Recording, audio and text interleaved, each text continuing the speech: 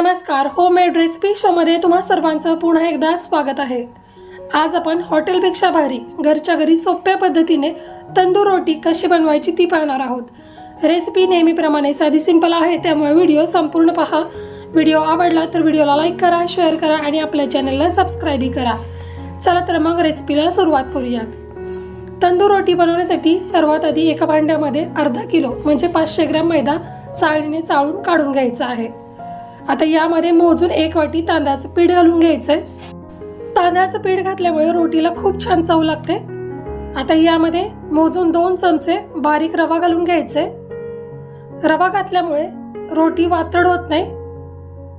आता यामध्ये 2 चमचे साखर घालून घेऊयात। आता यामध्ये अर्ध्या चमच्यातील अर्धा चमचा खायचा सोडा घालून घ्यायचा। चवीनुसार मीठ घालून घ्यायचं।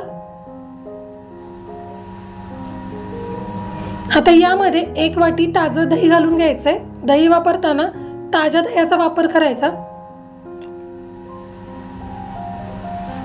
आता यामध्ये 4 चमचे खाण्याचे तेल घालून घ्यायचंय।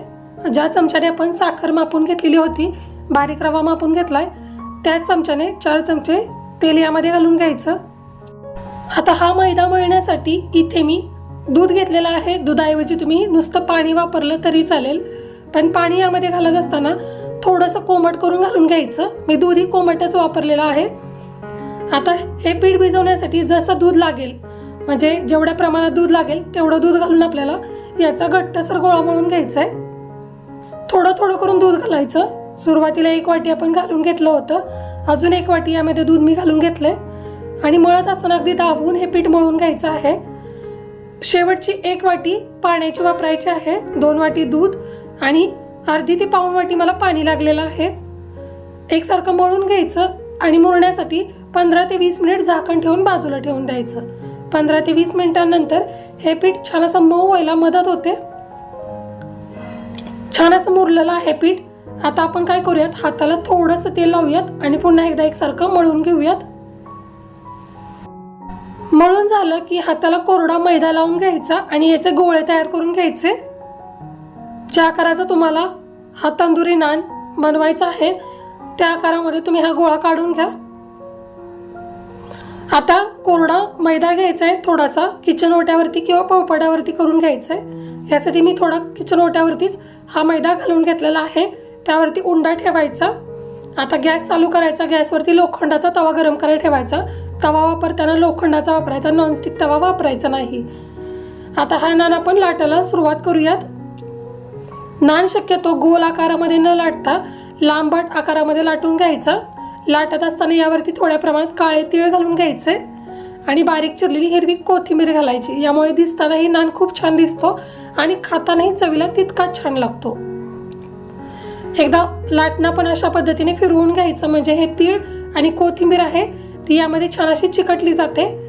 आता नान पलटवून घ्यायचा आणि त्याची जी खालची बाजू आहे त्यावरती पाण्याचा हात फिरवून घ्यायचा। पूर्णपणे पाणी याला लागलं गेलं पाहिजे। आता हा नान हातावरती उचलायचा आणि गरम करायला ठेवलेला लोखंडाचा तवा आहे त्यावरती घालून घ्यायचा। तिळाची कोथिंबीराची बाजू आहे ती वरती ठेवायची।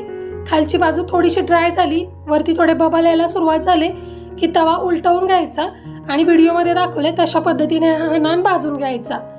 आपल्याकडे तंदूर नाहीये, यासाठी आपण घरच्या घरी सोप्या पद्धतीने लोखंडाच्या तव्याचा वापर करून तंदुरी रोटी बनवलेली आहे। तुम्ही पाहू शकता, दिसताना तर खूप सुरेख दिसते।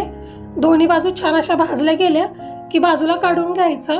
व्हेज रेसिपी असो किंवा नॉन व्हेज रेसिपी असो, यासोबत खाण्यासाठी सर्व करून घ्यायचा। चिकन, मटन, पनीर कशासोबतही खावा, चवीला अप्रतिम असा लागतो। गरम असतानाच यावरती थोडंसं बटर किंवा तूप लावून घ्यायचं आणि गरमागरम खाण्यासाठी सर्व करायचा।